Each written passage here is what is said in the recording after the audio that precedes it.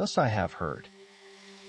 On a time Buddha was staying on Mount Gridrakutta in the city of Rajagraha, together with a large company of bhikshus and attended by 32,000 bodhisattvas. At that time, in the city of Rajagraha, King Bimbisara had been imprisoned by his wicked son Ajatasattu, who forcibly prevented his mother, Vaidehi, from seeing the king. Then the queen, distressed and full of sorrow, privately bathed herself, and having purified her body, turned towards Mount Gridrakutta and worshipped there, exclaiming, "O great saint Tathagata, thou knowest me. I am now afflicted with sorrow. Would that the Lord would send here the Venerable Mahamagulyana and the Venerable Anirudh, that they may come as my companions." Thereupon Mahamagulyana, through his divine power, arrived forthwith, and also Anirudh came. Then Queen Vaidehi bowed down and worshipped them. And when that was done, she said to Anirudh, "O Venerable Anirudh, the king now cannot go to the place where the Lord is. May it please you, Venerable One, to request the Lord to send the Venerable Mahamagulyana to me, that I may hear the law from him." Thereupon the Lord, knowing the mind of Vaidehi, ordered Mahamagulyana to go to her, to preach the law and comfort her. Then Mahamagulyana, obedient to the command of the Lord, went to Queen Vaidehi. He explained to her in detail that by which she could be happy, and he preached to her the law of Buddha. Then Vaidehi addressed Mahamagulyana, saying, "After the Lord, I am now looking up to you. Oh, that the Tathagata would kindly send the Venerable Ananda to me, to explain to me at length how I ought to meditate on those pure acts which the Buddhas of the past performed while they were bodhisattvas."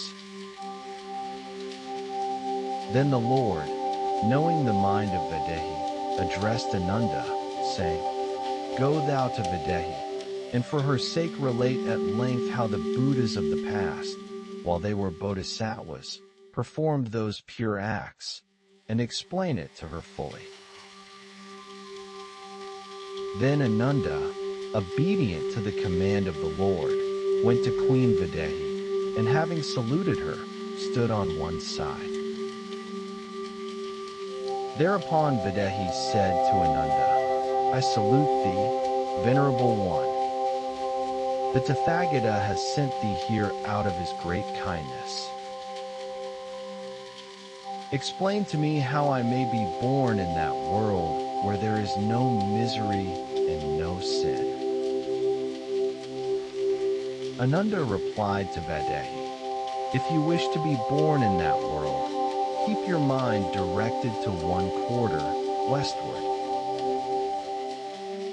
and there think deeply upon the cause of a happy life in that western country." Vaidehi said, "O Venerable One, that western country is indeed far from here. How can I think of being born there? May the Lord, in his mercy, teach me how to obtain a view of that happy land." Then the Lord smiled, and from his mouth there came forth rays of light, and every ray shone upon all the worlds of the 10 quarters. After that, the Lord said to Ananda, "Thou sayest now the world of the blessed Buddha Amitabha in the western quarter." Ananda replied, "Yes, Lord, I see it." The Lord said to Vaidehi, "Thou sayest now that world there, and if thou wilt see it again, I will show it to thee still more distinctly." Videhi replied, "Yes, Lord, I see it now. I only beseech the Lord to teach me how I may meditate on the accomplishment of pure works, so that I may obtain birth in that country." The Lord then taught Videhi, saying, "Attend well and listen well. Reflect well and remember well. I will now explain to thee how to meditate on that blessed Amitabha in the western quarter. For all those who wish to be born in that country, it is necessary to perform three sorts of good works. First, they must act filially towards their parents and be obedient to them. They must honor and respect their teachers and elders. They must abstain from killing, and they must practice the 10 good works. Secondly, they must take the 3 refuges. They must fulfill all the commandments, and they must not violate any of the rules of conduct. Thirdly, they must awaken the feeling of the Bodhi mind. They must deeply believe in the law of cause and effect. They must study and recite the Mahayana Sutras, and they must persuade others to do the same. These 3 sorts of actions are called the pure karma, the meritorious cause whereby all the Buddhas of the past, present, and future obtained birth in that country. The Lord said to Ananda and Videhi, listen well, and keep it well in mind. I will now explain to you how to meditate on that blessed Amitabha. All those who wish to meditate on him should first think of an image of him. They should sit with their bodies erect and fixing their thoughts on one point. They should look at the image of that Buddha, not averting their eyes even for a moment. When they have thus seen his face, they should then fix their thoughts on each particular characteristic of his, till they see clearly and distinctly his golden color, his radiant light, and all the marks of perfection on his body. This is called the first meditation, the meditation on the image of Buddha. After they have seen the image, they should then meditate on the real Buddha himself. For that Buddha's body is so bright and clear that it can penetrate through anything. Therefore, it is possible for anyone to see him, even though he be far away. Only let him fix his thoughts on the image of that Buddha, and after that, let him meditate on the real Buddha himself.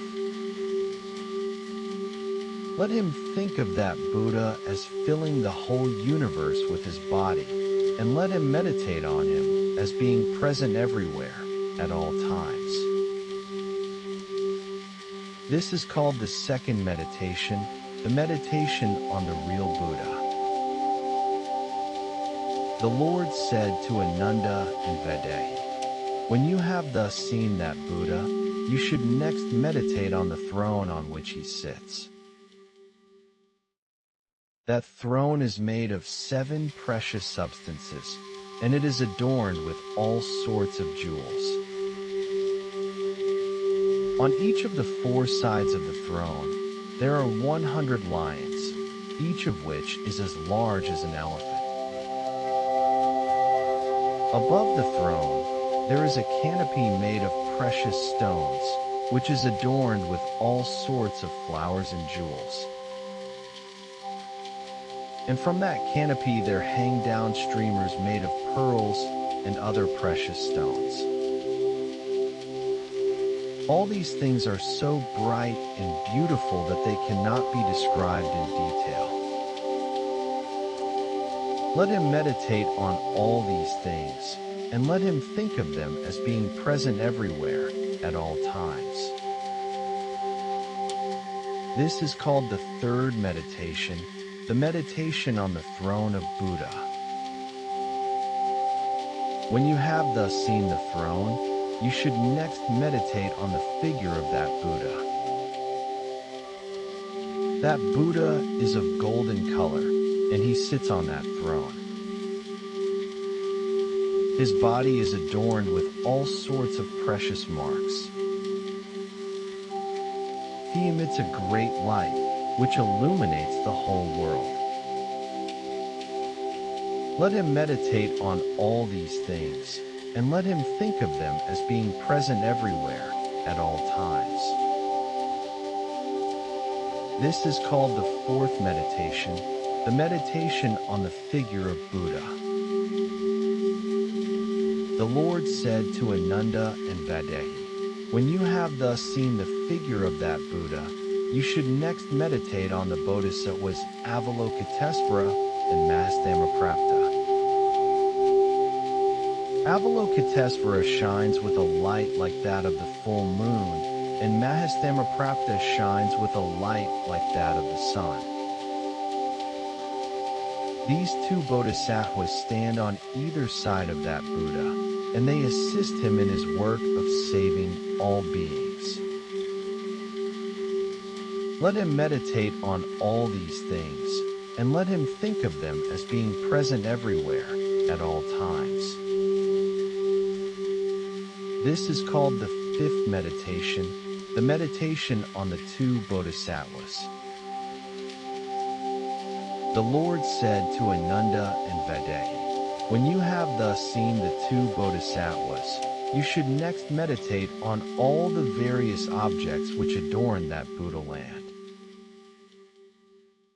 That land is adorned with all sorts of precious substances, such as gold, silver, lapis lazuli, crystal, mother of pearl, coral, and amber.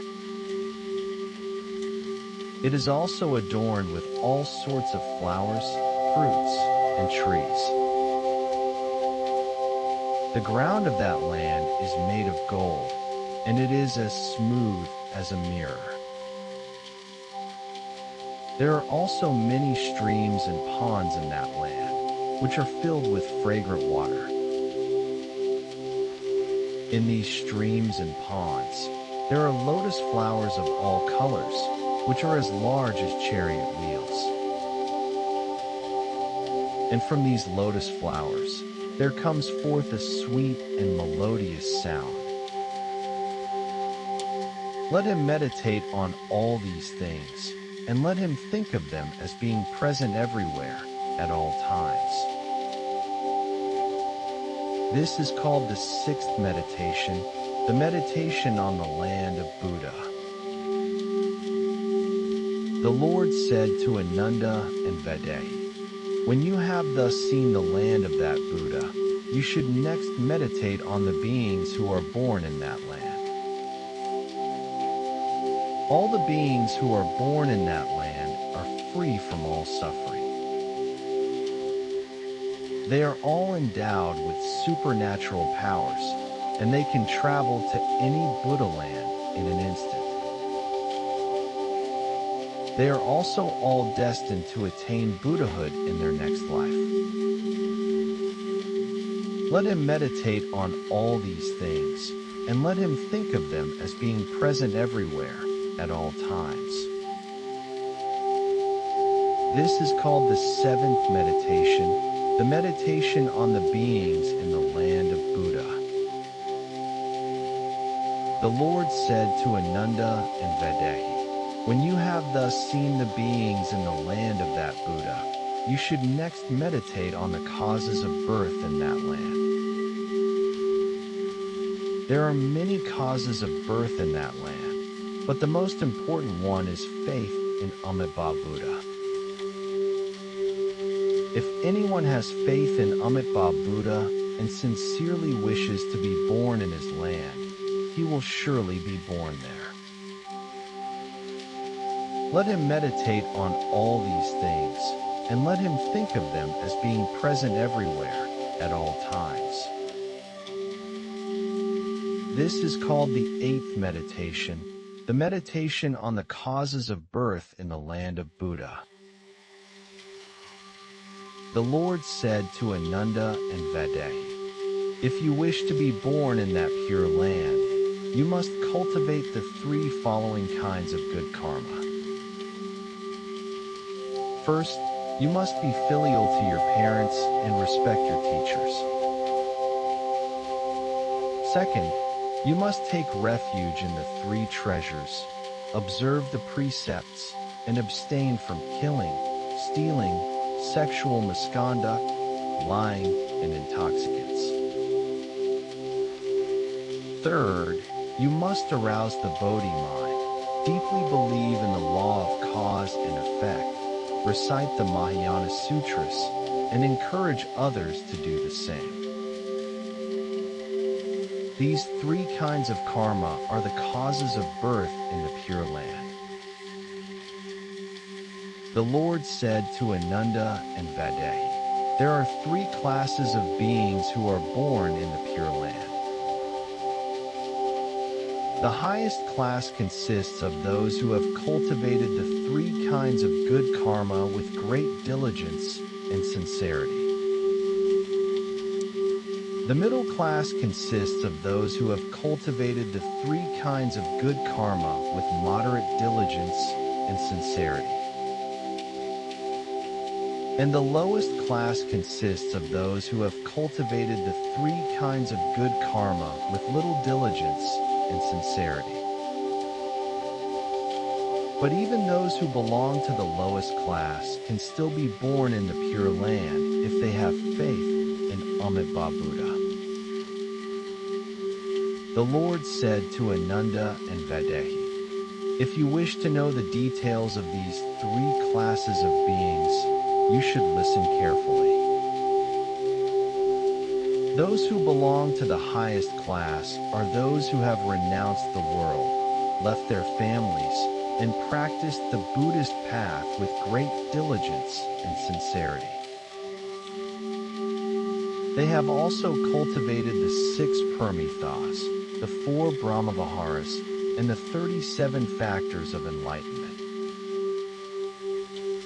When they are about to die, Amitabha Buddha will come to welcome them, accompanied by Avalokitesvara, Mahastamaprapta, and many other bodhisattvas. They will then be born in the Pure Land, where they will immediately attain Buddhahood. Those who belong to the middle class are those who have not renounced the world, but who have still practiced the Buddhist path with moderate diligence and sincerity. They have also cultivated the 5 precepts, the 10 good deeds, and the 4 immeasurable minds.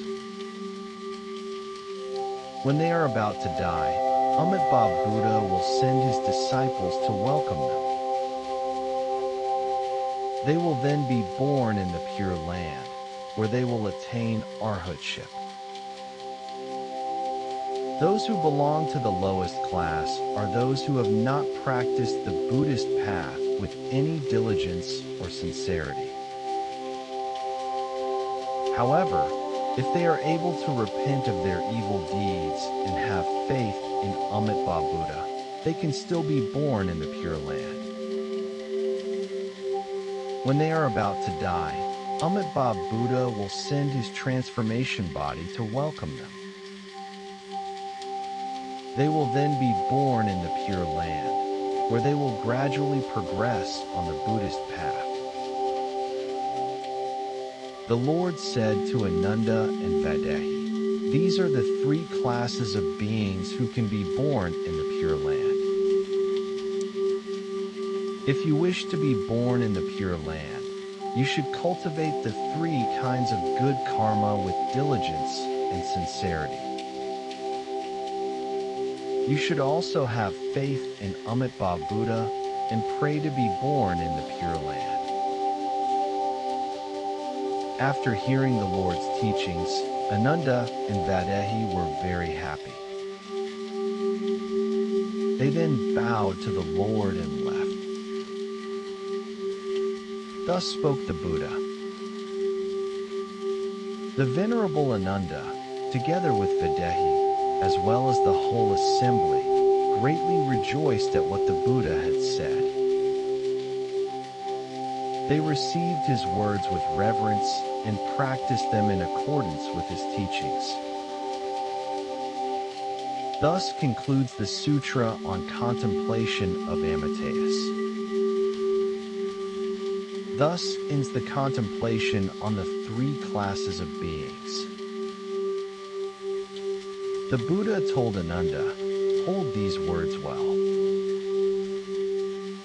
Hold these words well and make them widely known." Do you know to what name this sutra should be entitled? Ananda replied, "O Blessed One, may this sutra be called the Sutra on Contemplating the Land of Highest Happiness of Amitabha, Buddha. May it also be called the Sutra on how Avalokitesvara and Masdhammaprapta may attain their highest state. May it also be called the Sutra on how to be reborn in the Pure Land by eliminating karmic evil." The Buddha said, well said, Ananda. Do as you have said. Bear well these words and make them widely known. Those who practice in accordance with these teachings will surely be born in the land of highest happiness. The Buddha further told Ananda, he who desires to be born in that Western land should first cultivate the three following categories of meritorious deeds.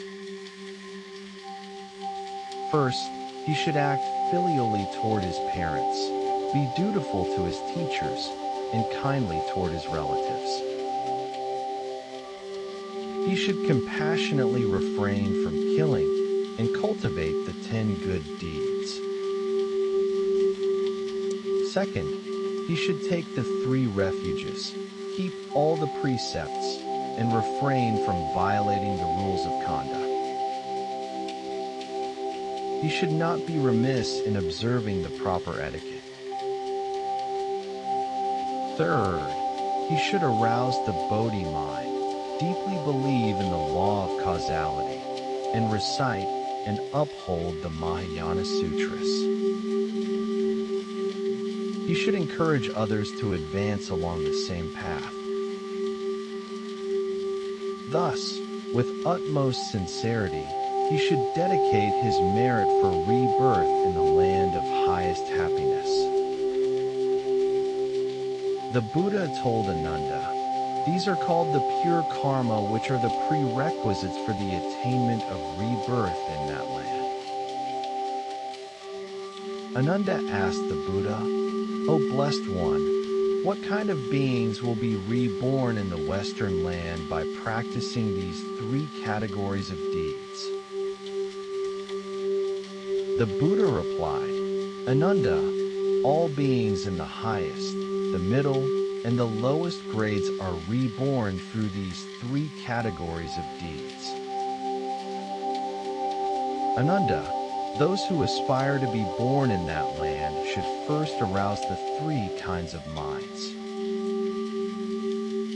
What are the 3? First, the sincere mind. Second, the deep mind. And third, the mind dedicated to attaining rebirth by dedicating one's merit. Whoever possesses these 3 kinds of minds will surely be reborn in that land. The Buddha further said to Ananda and Vaidehi, those who desire to be born in the Western land must contemplate Amitabha Buddha, his physical marks, his glorious light, and the Bodhisattvas. Beginners who contemplate him should first concentrate on one particular object continuously until they attain single-mindedness. Then they can gradually proceed to contemplate other objects as well. However, Those who are unable to contemplate all these objects should simply call on the name of Amitabha's Buddha with singleness of heart. By doing so, they will be able to eliminate the karmic evil which would otherwise involve them in births and deaths for countless kalpas, and will be reborn in the land of highest happiness. After the Buddha finished speaking these words, the Venerable Moggallana, the Venerable Ananda, Videhi, and all the others were greatly delighted. They accepted his teachings with faith and practiced them with diligence. End of Sutra.